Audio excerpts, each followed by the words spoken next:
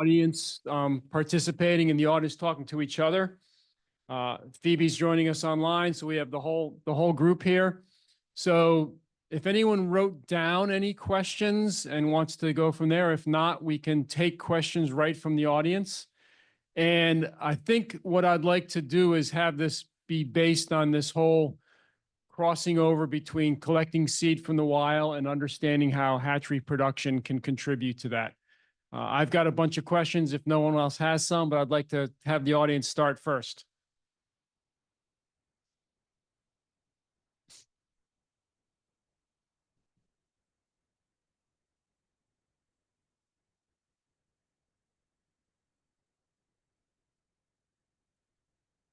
Here we go. Okay, Carla Gunther, Maine Center for Coastal Fisheries. Thank you all for such great talks. I have a question for, was it Savannah? Oh, Sydney, sorry. You had mentioned that your static culture larvae were, they had much, well, I guess I'll rephrase my question. What are the implications for the wild larval growth and survival given your observed impacts of static culture on, I mean, I guess it's like, it was a very slow, like static culture. If animals are doing better with their growth and size and survivability in a static situation, are there wild situations where you would see those same conditions? Or I guess I'm just wondering if we can all wax poetic a little bit about what we think those implications are. Yeah, for sure. That's interesting. I think just from my experience, at least working with these guys in a hatchery situation, they're just very sensitive to any sort of changes in environmental parameters. And having sort of a static culture system where you're keeping everything as constant as possible. Your water movement is very, you're not moving the water at all. It's very still. That has seemed to, they seem to do better in that. So yeah, thinking about larvae in a wild context, they're definitely facing a lot more challenges, and also thinking about where they are in the water column too. That's kind of why we put spat bags out in the middle of the water column, right? Where temperature, pH, salinity is a little bit more constant than at the surface. I'll leave it there. Does anyone else want to jump in there? You know, as a additional comment to that, it is sometimes astounding to think about that we can't do this in a hatchery, but we can collect millions of seed that are going through all the processes you just described. And I think that's the challenge is finding that where those two things intersect. Thank you. I'm Togue Braun with Down East Dayboat, and I have a question for Florian. I was able to spend a bit of time in Brittany and Normandy this past April, and met with some of the folks at the Bay of Saint-Brieuc. And I know that there, where the fishermen come up with their regulations, they're allowing fishing sometimes for half an hour at a time. And so it seems it's like it's a very different environment in terms of the percentage of the scallop that you're taking from an area. So I've got two questions. And the first is that generally the case where you have a very sort of low fishing mortality in each of these areas that's managed in Brittany? Not sure I understand. I just know that in the area that we visited, they fish for a very small period of time. They've rebuilt the resource to the point where they can skim off the cream. Is that generally the case throughout Brittany where they do that? It's only on Bay of Saint-Brieuc. Okay. And they fish minimum time because actually since 10 years, there is a lot of scallop in this bay. Mm-hmm. Because the market can absorb a lot of scallop. More for the market problem than for sustainable stocks. So my follow-up question is, so you are able to provide seed to these areas. We don't seed the scallop in the Bay of Saint-Brieuc. Mm-hmm. And in the Bay of Seine, no. We, like I said, we work with the little fisher ground of France, from Granville to La Rochelle. because the impact of the seeding in this big area with big stock, it's not so important. Well, you need to produce a lot of seeds to see something. So it's only fisheries management. And actually, the Bay of Saint-Brieuc, it's benefits from the climate change because the temperature was 1 degree, 1.5 degrees more than 10 years ago. We see that the reproduction is 1 month before. And the survival of the larva, it's better since temperature change. That's why the stock are increasing. Okay, thank you.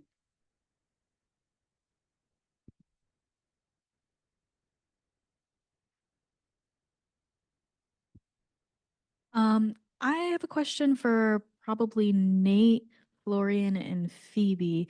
About when you guys are collecting spat and or like spat or seed and then distributing them to other growers, have growers ever like shared information on like their survivability in those different sites based on where they originated from? So I guess like for Nate, you say you're in Casco Bay area, but you may have people who buy spat from you up in Penobscot.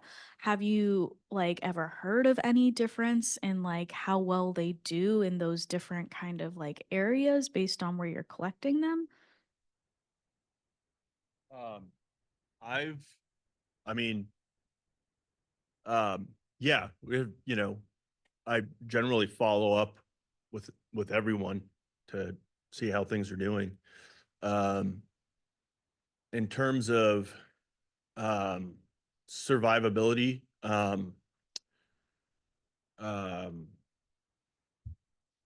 mean, it seems like the further you get away, the higher the mortality on the other end, and that's why I brought up the transport issue. But I only really have one collection area, so that input is really simple on that side of things. So what you're asking? Yeah, essentially, I just was curious about like if there was much seen in like how their growth rate or their mortality rates based on if they are being like reared in the same, I guess, like water area that they were spawned in.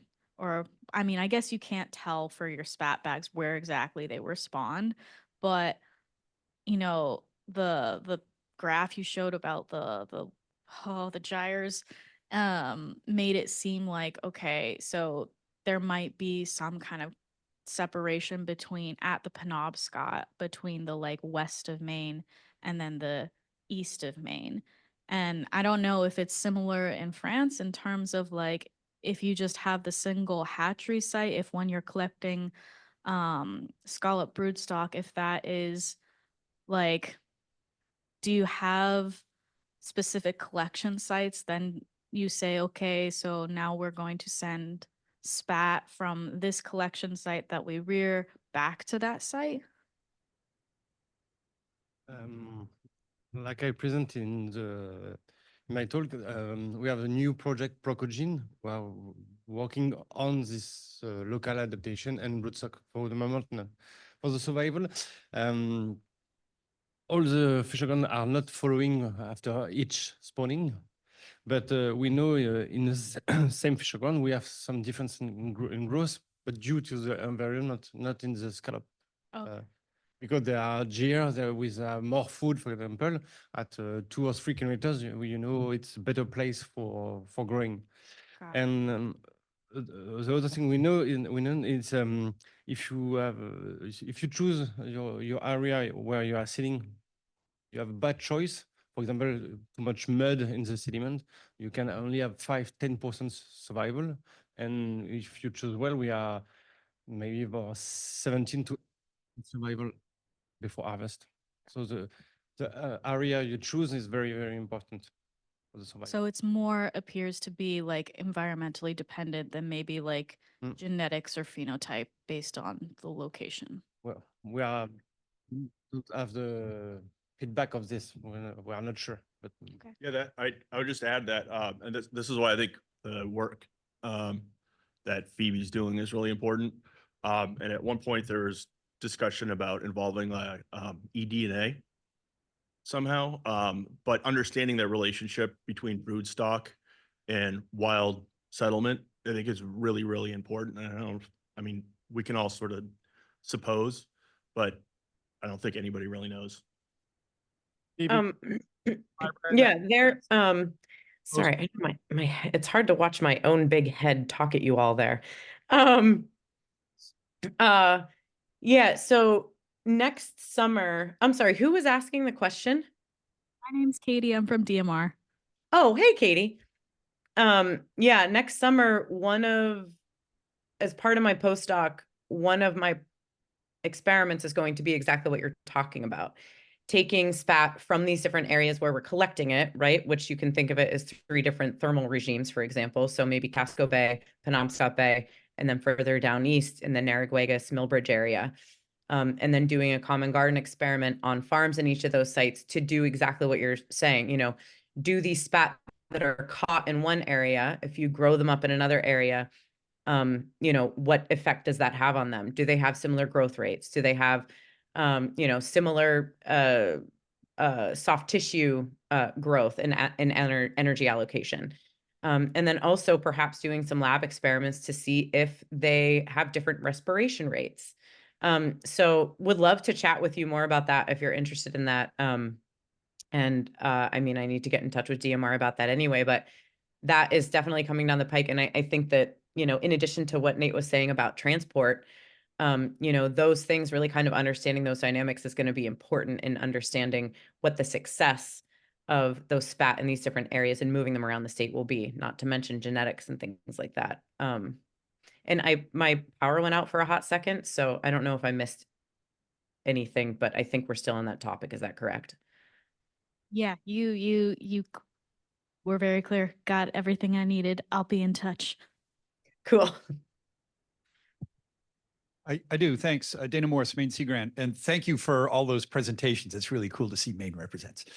My question is for Florian and for Sydney. In the larval phase of your respective species, can you comment if things like vibration and noise and light are important during the larval culture? My guess is that scallops are very sensitive to those things, but I'd love to hear your take on it, please. it's not something we study, but in the project IMPEC, we manage the larva with the sound and vibration with very, very high vibration, and with success to the larva phase to settle and metamorphosis. So for this kind of project and with sound, we know that there is nearly no impact. The larva has a statocyst. It's like the ears of the scallop, and we don't see any injury on the statocyst. So we think there is no problem with this sound.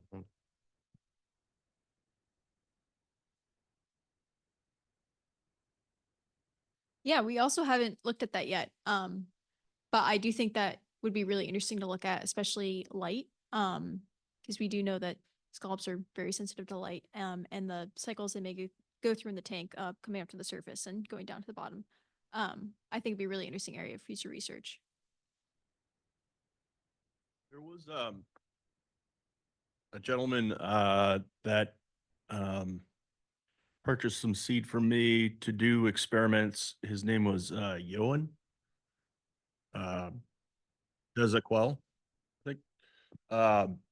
Anyway, I could get you more information from him, but I think his research kind of echoed what Florian was saying earlier, that it's really about proximity. So I think I'm just sort of guessing because this was like 3 years ago, but I believe it was inside 10 meters you started to see differences, but outside of that, there was almost nothing.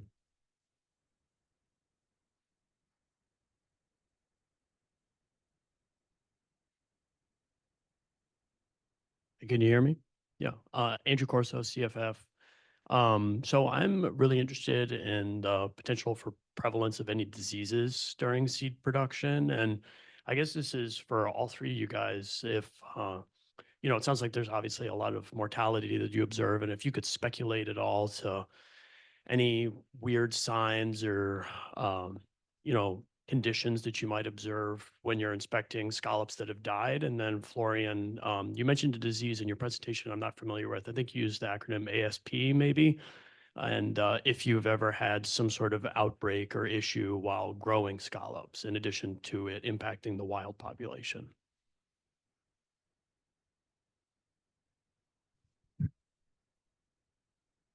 I'm not sure I well understand the question. You ask about mortality during the process of production? Yeah. Yeah, I'm curious, have you ever had any issues with diseases while you've been growing scallops? On the adults, there is no known disease. And in the larva stage, there is a special Vibrio pectinicida with special of Pecten maximus. It was discovered in the 90s, something like that. And some special things we can have, for example, this winter we have a lot of rain, 7 months of rain. In Brest Bay, it's near Close Bay with river. And we have a lot of problems this year to produce. And there is another hatchery in front of our with producing clams. We have the same sign, the same problem. It was after the incubation, all the larvae are normal. They can swim. They can develop after. And we suspect some pollution come from directly from the river, from agriculture and industry. And we can have some problem like that. Just really quickly in collection, I've the two big ones that I've looked out for the past few years are the little orange speck you get in the meat, P-complexin, I think is what it's called. And then there's gray meat disease. And I've never seen either of those, and I've never had any issues with when I've had pathology testing. Yeah, from the larval stage standpoint, in the hatchery, we're definitely very suspicious of diseases. We have microbiologists on our collaboration who have been looking at the sea scallop larval microbiome. And there's very little knowledge about what that just looks like in general right now. So we have researchers at the University of Maine who are looking specifically at the differences between like the wild larval microbiome and the cultured larval microbiome, and just identifying what's there. Because that's kind of really like the baseline of like getting what we know in place before we can start identifying things that might actually be causing problems in our cultures. Just from like kind of my experiences trying to grow scallops in a hatchery, they do kind of exhibit things that may suggest some sort of like Vibrio disease. So you'll come in and there'll be like spotting at the bottom of the tank. So like the larvae have fallen out of the water column and they kind of sit on the bottom of the tank. They're sick or dying. But we haven't gotten to the point where we can like really test for that and identify it yet. So still building up our baseline knowledge. And I actually put the link to Sue Eshak put out a paper last year with a bunch of collaborators using eDNA methods to look at those bacterial communities. So I put a link to that in the chat. Ishaq, ISHAQ, and I put the title in there too. So if you're interested in that paper, it's in the chat there. You can pop up and look at it afterwards. But that's some of what Sydney's talking about there, and also connecting back to the use of eDNA for answering some of these questions. That was published last year. Quick aside to that, there also is some interest in developing probiotics for a hatchery technology. And I know Florian and I spoke a little bit about that yesterday. Someone in the audience who has some experience on that team, so. Hi, Bree Salter, Down East Institute, tried and failed at raising sea scallop larvae, and we're still trying, so we've not given up yet. But I just wanted to say one important piece I think that we're learning is that Luke Sea Farm, compared to the other hatcheries that have tried to grow these sea scallop larvae in Maine, has a major difference in how they treat their water, where their water is UV treated, and Down East Institute does not have that capabilities. And so theoretically, the cleanest water is resulting in successful sea scallop larvae, but also obviously hard to say whether that's correlation or causation. But just working with them hands-on, it seems like dirt and bacteria is no good for them. So I wonder if going in the UV treatment route is in our future.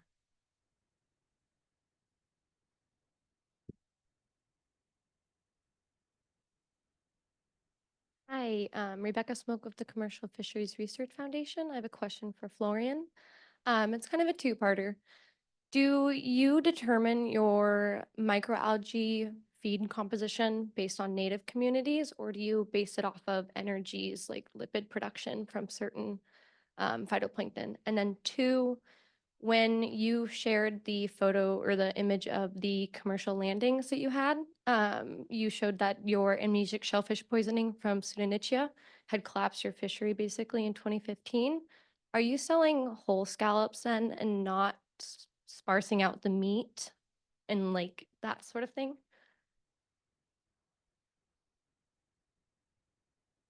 If I understand well, for the phytoplankton, we manage a mixture different for the beginning of the larva and the end of the larva phase. And we have between 4 and 6 different species to feed the scallop. What?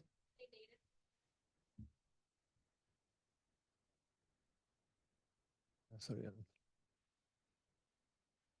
No. It's a classic phytoplankton. That's why I present the project Phyto. We want to isolate and produce local phytoplankton from the Bay of West for 4 different hatchery. It's the future project. And the last question. Yeah, all the fish, nearly all the fishermen sell in a whole scallop, but for the big bay like Bay of Saint-Brieuc and Bay of Seine, there is some industry who transform only the meat. But all the little fishing which to support their stocks are valuable fishery. They sell by all. So when there is closure or partial closure, they can't fish, or if they can fish, they have to go to a factory to only keep the meat. So they get fair price. They don't get fair price compared to normal fishing. That's why there is some. You see a part of production, this year. It's only the part they can sell in meat. And in 2014, it was so high, the record of France. So they can't sell the meat. The meat is too high in domic acid too. So that's why it was closed for 1 year and a half to be under the level to sell. That's why there is a big economic problem in this. Sydney, could you add a little bit about the diets that you used in your trials? Because I know that was something that we tweaked this year. Yeah, so I think I just caught up with you about this previously, but yeah, we've been using a combination of a diatom, Catastris mulleri, along with 2 dinoflagellates, Tysochrysis and Dacronyma lutheri. And we were using the Dacronyma lutheri because it is known to help with setting cues, so increasing the amount of Diacronyma, it's also known as PAV, in the diet can help get scallops ready to set. And so in recent years, we've been thinking about this diet and maybe ways we can tweak it to improve it. And so adding in species that have more micro lipid stores like Tetraselmis, another really one you commonly used in hatcheries, to enhance diet, just to get the scallops, make sure they have enough lipid stores to help them get that through that metamorphosis period, which is also where we see a lot of mortality, in the hatchery. So yeah, continuing to think along those lines. And I also think the idea of using local algal species, is a really interesting one. Yeah. Yeah.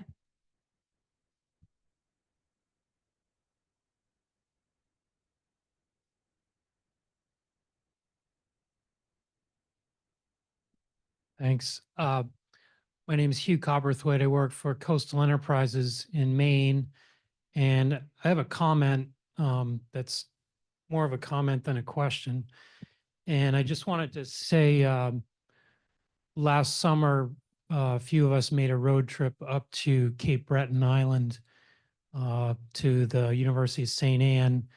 And Ron Boudreau is a gentleman there who's been working for, what, about 15 years or more, collecting wild spat there. And I was kind of intrigued by his technique. And I don't know, I'm sure there's a couple other folks from Canada in here, including the gentleman next to me, but he's going to the same location every year, you know, what's proven to be a very productive scallop ground, and deploying basically a horizontal long line across the bottom with about 500 bags on the line, the spat collection line. And it's kept up off the bottom by a couple meters. But I just think that's, you know, we're hearing a lot about vertical lines and where to put them and what depth. And he seems to be doing quite well, you know, collecting right near the bottom where the broodstock is. And secondly, you know, bringing that ashore, he also has one of these grading machines, the spat grading machine that Dana has just purchased and has in Maine.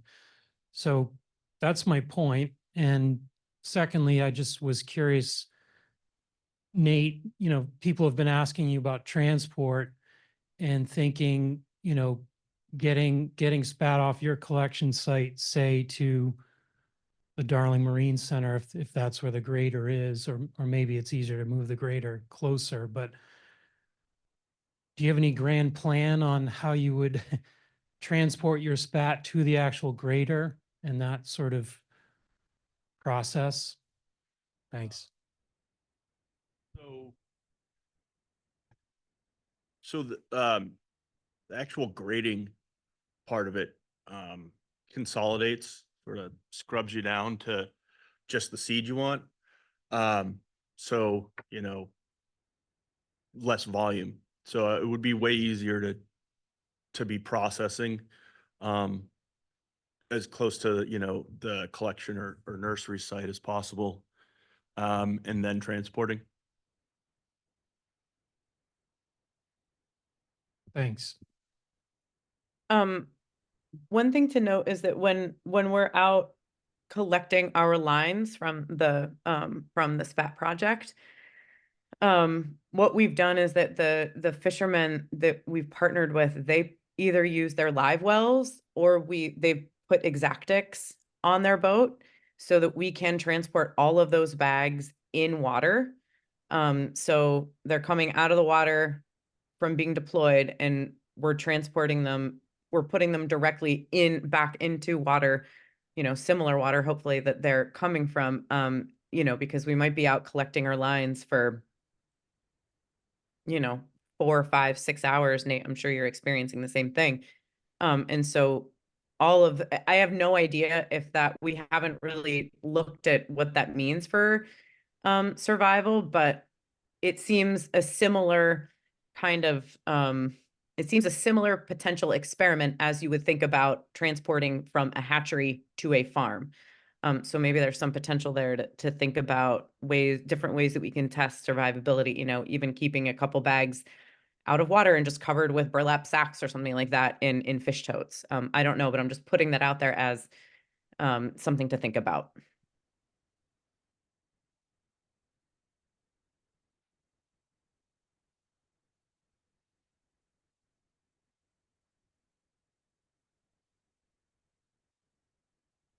Thanks. I'm not sure if I'm supposed to ask a question, but I'll ask a question. I think Phoebe brought up a couple really nice concepts that we might want to keep in mind as we move forward through the next day and a half. And that's about active enhancement and passive enhancement. And so one of those things that really, and there is going to be a question embedded in here. One of those things that I think is important is this idea of scale, right? And so we've heard a lot about some efforts up in the Gulf of Maine to collect seed and the hatchery process that is still kind of working out some kinks. But when I think about enhancement and scaling it up to the federal fishery and what we might want to accomplish there, I think we're going to have to think broadly. And so, maybe we will be able to implement, like our Japanese colleagues have, a wild seed collection program that works at scale. Maybe not. But this idea of passive enhancement, I think, which is underpinned by an understanding of source sink dynamics, currents, and a lot of other things, is an important one to consider. Because it can leverage what we're trying to do with collection of small animals. And that's really what it amounts to. How can we find and get small animals and protect them to adulthood by any number of different approaches? And so with respect to kind of the source sink dynamics, the question that I have for Florian is, on your map where you showed where you put the scallops that you have produced, there was a couple areas that were labeled as reserves. And so could you go into a little bit more detail about the approach that you used with the reserves and what you might have seen from that? As I say, this pattern was effective until the closure of 2014. Now it's nearly only natural beds that we put some scallop at 1 to 2 seeds by square meters. The other one was at 5 to 6 scallop by square meters. And but when we see the example of the Bee of Sin with rotation, closure, and high density, that's why we change in the Bay of Brest in 2021. We saw more seed in certain area of the Bay of Brest to have a big concentration of adults for spawning, because after 2014 there is more little area with less density, and we think there is less recruitment due to that. So we manage now like that in the Bay of Brest.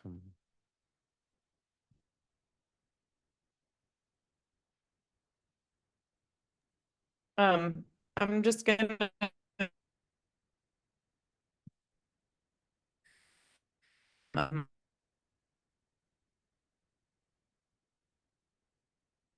there, and I'm sitting with as well.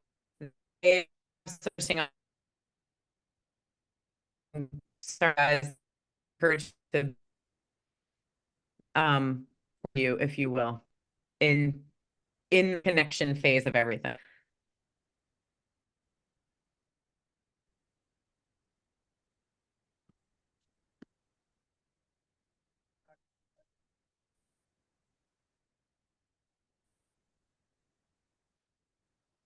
There, you hear me? Brady Liebarger.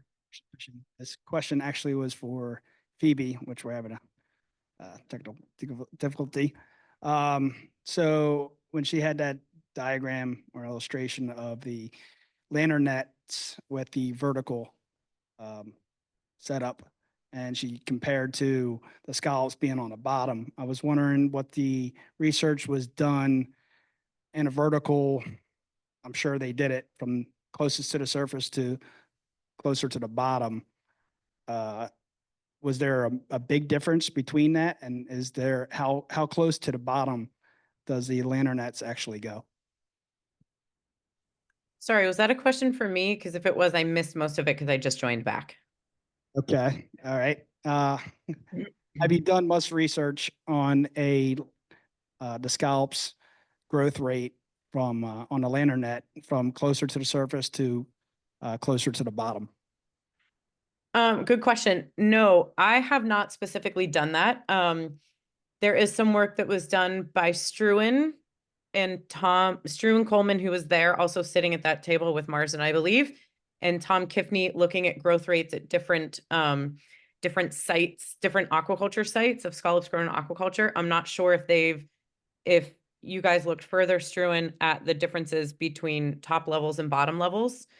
But there is some work, I think, previously done in Canada looking at growth rates of scallops at different depths. And as you go deeper, they grow slower. But that is something to definitely look into. And if there's a difference, because each farm is also set up differently. So nets may be sitting at 30 feet on one farm and nets may be sitting at 15 feet on another farm. And so I'm not sure if there are differences there, but that's a good question. Yeah, let's see, I want to say in like 2014, we borrowed a sond from University of Southern Maine, and if I recall, without looking, I think the best growth we were getting was right at like peak chlorophyll. If you're looking, at the vertical column.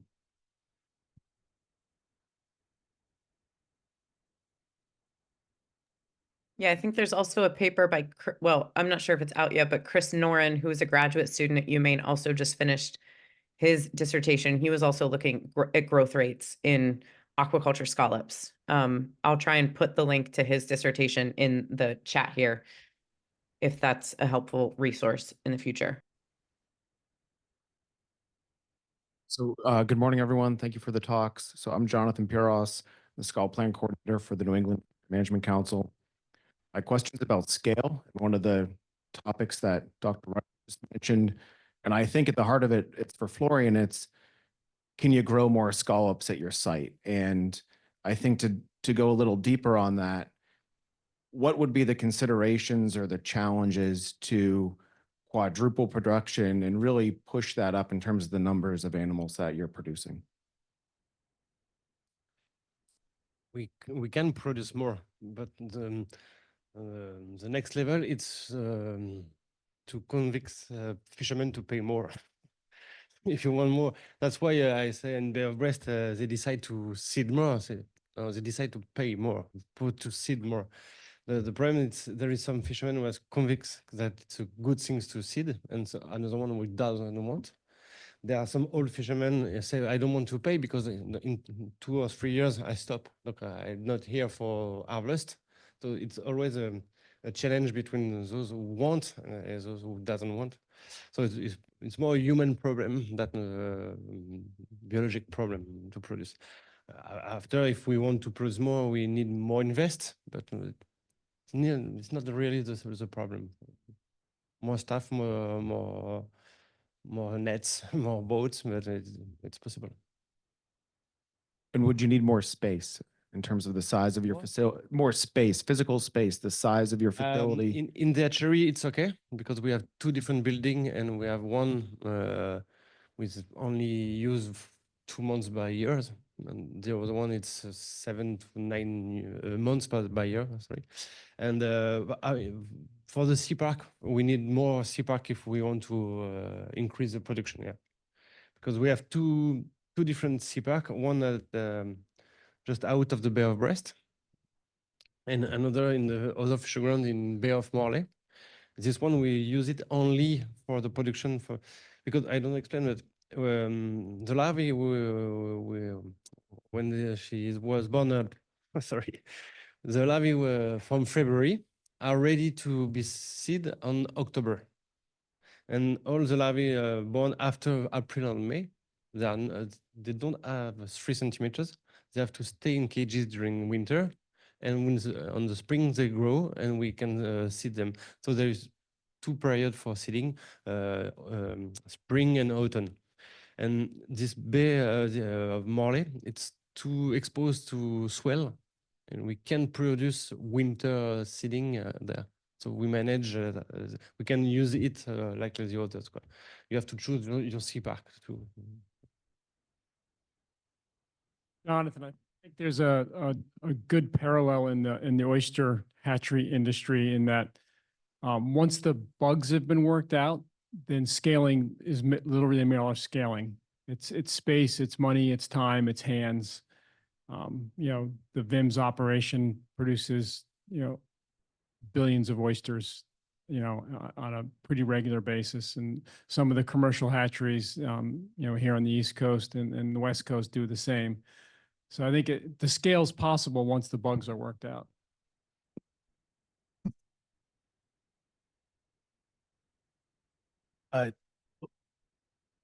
My name is Travis Ford. I work for NOAA Fisheries, and I appreciate all the fascinating presentations. And I have a very exciting question about permitting and whale compliance as the NOAA guy. So just hear about all the vertical lines and stuff in the water. I was wondering if you ran into any issues with getting permits for that sort of thing, and whether there's any sort of compliance for breakaway lines or anything that was necessary when you were deploying your gear.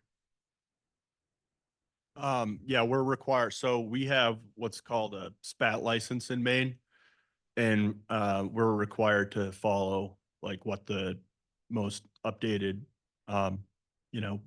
reduction take reduction measures are. So that includes breakaways, marking, all the above.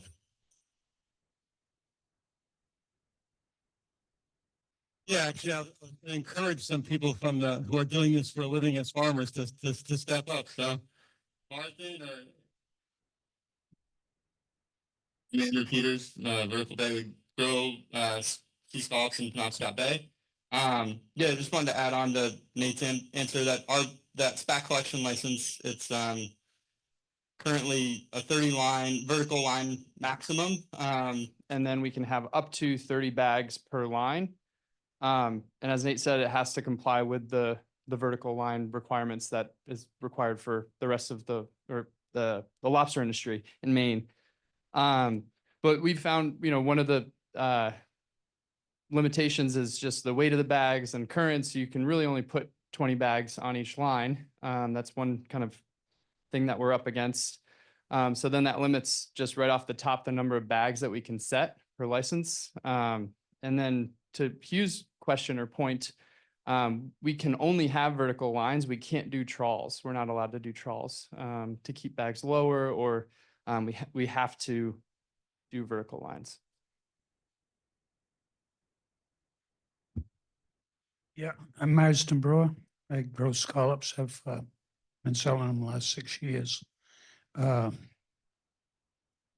We catch our scallops in the bottom 7 fathom of the water column.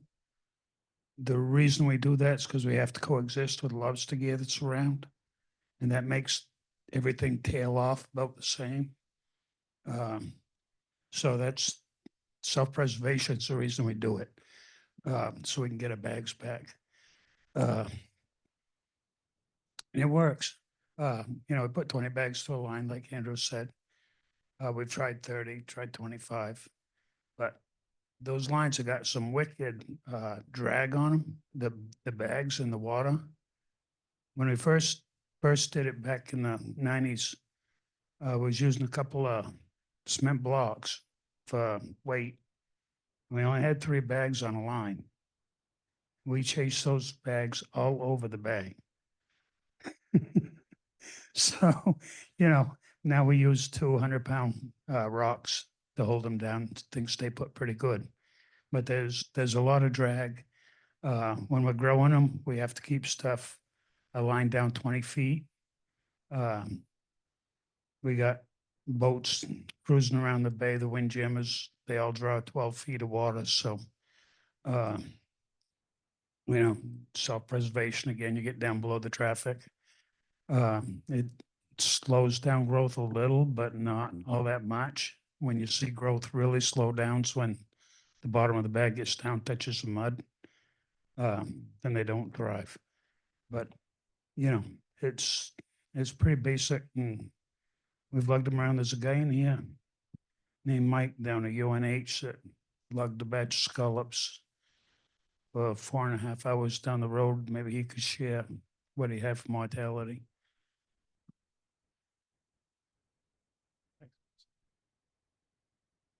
Hi, my name is Walter, and I was wondering if farm raised scallop, once it's been transplanted to an area where it can be catched, if any of the larvae that scallop produces is more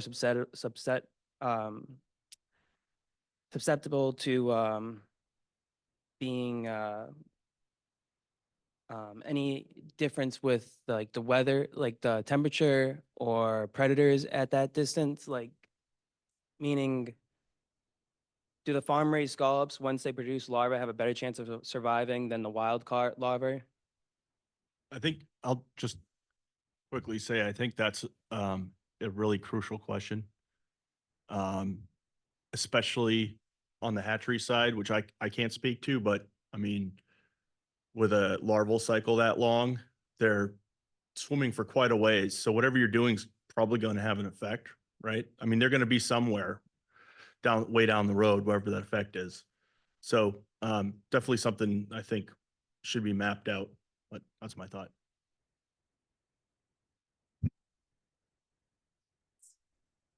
Yeah, so that's something we've been thinking about too, now that we actually have some hatchery reared seed to use and look at kind of those effects, is how hatchery reared seed performs compared to wild collected seed. Because you might think if you take seed out of a hatchery and put it in the water and it's in very different conditions, there might be a lot more mortality there. We don't know that. We don't kind of really know anything at this point with hatchery reared seed.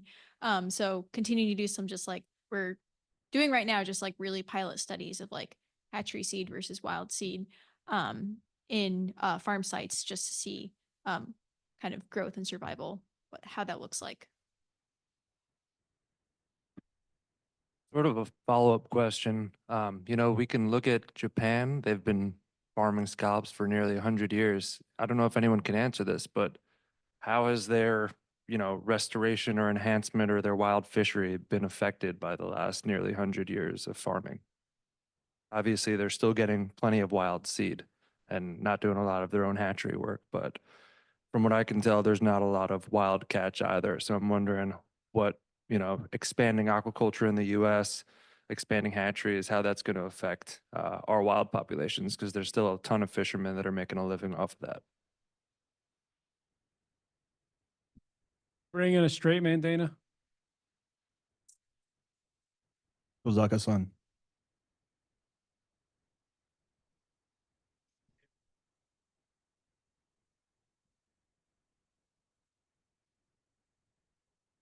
Sure. Basically, what's the state of the wild scallop fishery? I know there's several species in Japan, but how has the last, nearly 100 years of farming in Japan affected the wild populations, genetically and just their general stock size?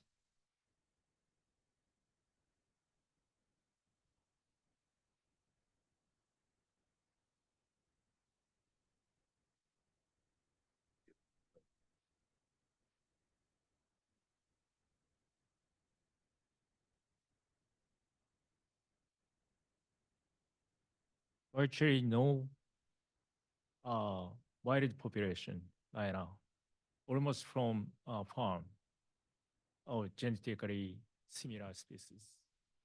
DNA is pretty similar, no wild right now. Because reproduction from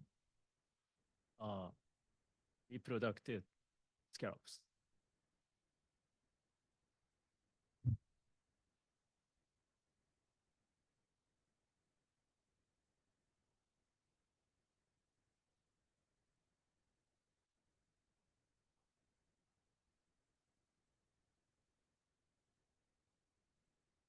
So one region in Aomori, Japan,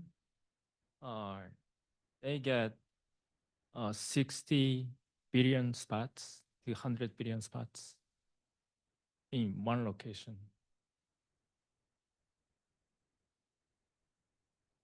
I think just to put in context, so my understanding from a great trip that I took with Hugh and Dana and folks and visited Dr. Kasaka in Aomori Prefecture, my understanding is Mutsu Bay, the reason you had such a heavy investment in aquaculture in the mid 1950s was because of a wild fishery collapse.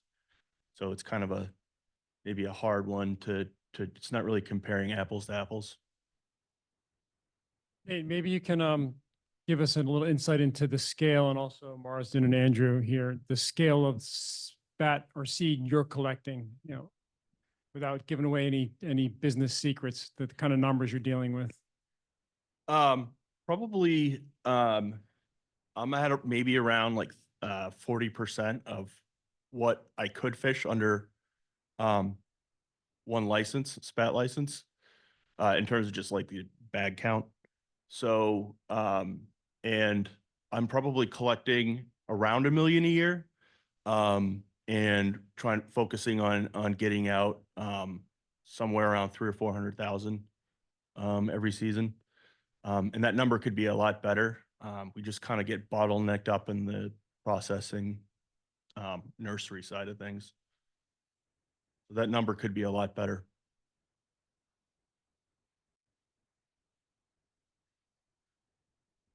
And maybe Jonathan and David, you talked about different ways that this can go to scale, and I'm curious if the rotational closures kind of served as de facto spawner sanctuaries and what role that might play moving forward.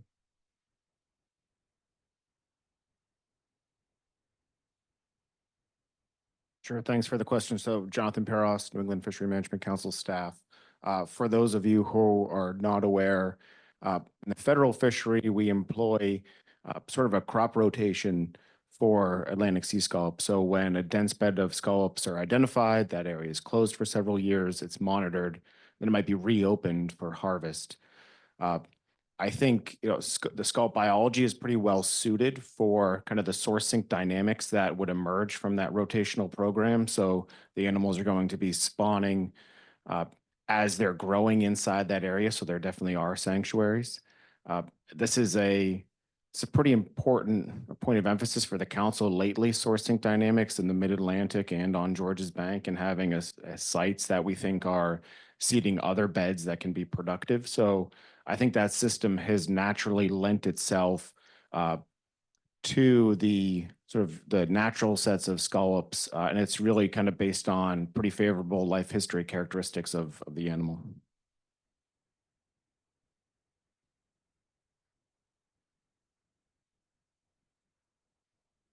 And maybe a follow-up question for that as we kind of wind down and think about this is, we have examples from Japan and France, is if this were to develop into a larger scale enhancement program, who's going to pay for it and who owns the seed? Maybe that's something Dave can give us a quick little thought on. I think we're going to talk about that in depth tomorrow. So I'm going to punt that one till tomorrow. But yeah, certainly in kind of the policy discussion, I expect that to be discussed. And so I'll reserve my thoughts for that. Hugh. Thanks. I was just going to speak a little bit to the Japan question in Aomori. If people don't know, if you look at Japan, the very northern part on the main island of Honshu is Aomori Prefecture, and it's shaped kind of like that. And this is Mutsu Bay, which is basically a 650 square mile bay with it's about a 3-foot tidal differential, and the residence time of water flow in and out of the bay is about 3 weeks. So I think with that incredible intensity of farming for scallops in Mutsu Bay is the reason you're getting these astronomical, spat counts in the bags. And I also think, the Japanese fisheries are very connected. So their co-ops are all talking to each other. It's very coordinated, and the prefecture is involved. So when it's time to set the spat bags, it's time to set the spat bags. And it's just sort of common knowledge. It's very open and shared. So I think having that kind of geography is a lot of that reason. And it sounds like in France, the bay where you're referring to has that similar possibility for increasing density. So I don't want to speak for the Japanese, but I have been there a few times and seen it. So I think those are some of the main reasons.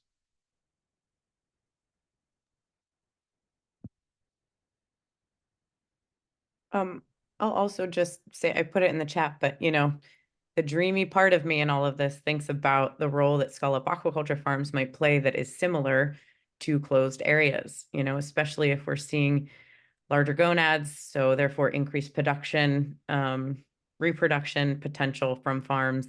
Again, it's very small scale right now, but can we see that as meaningful even in even at small scales? And what does that mean for thinking about the role that scallop aquaculture could play in that passive enhancement opportunity in the future? Just kind of throwing that out there because I like to think about it and dream about it and wonder what it could mean for management and both cultured and wild industries in the future. Yeah, if I could just piggyback on that and sort of, not to harp on it, but to have some idea, probably via like genetic surveys or whatever it would be, of, you know, what broodstock to settlement relationships are around the Gulf of Maine, that would answer a lot of questions. That would be like next level benchmark for, I think, a lot of these questions. So if anybody has the lowdown on the eDNA kits. We do. Kyle Oh, Davis. go ahead. I have a question in terms of your guys' spat bag stuff. Have you looked at any with the variation and stuff as to whether when you guys see more recruitment in your spat bags, does that translate to higher recruitment within the wild fishery, or is it uncoupled or kind of random at this point? I don't know. Geez, so in terms of settlement, I don't know, that would be like a DMR question, maybe, looking at who's got the.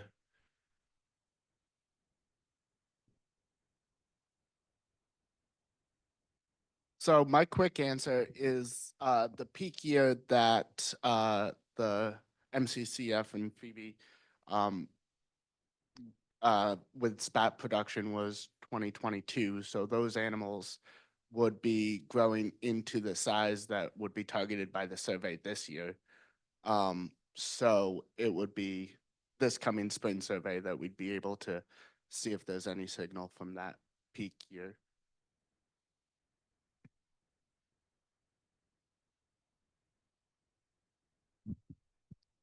If we have a couple more questions, that would be great.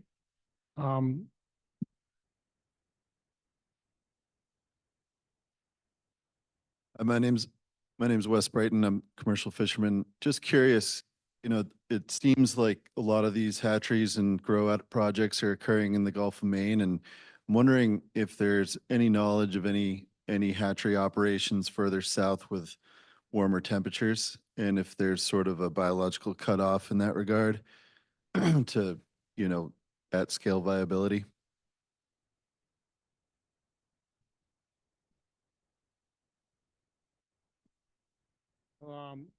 Phoebe had mentioned Struan and Tom's work, and we have one of those authors sitting right here. So maybe you can tell us about temperature and salinity constraints. Sure. I'm Struan Coleman. I did a lot of this work with Phoebe and Tom, who's mentioned earlier, when I was a graduate student at the University of Maine. But I actually work with Vertical Bay now in Penobscot Bay. I would definitely say that there is a big difference between the environmental conditions that a scallop is in an aquaculture setting versus in the wild fishery.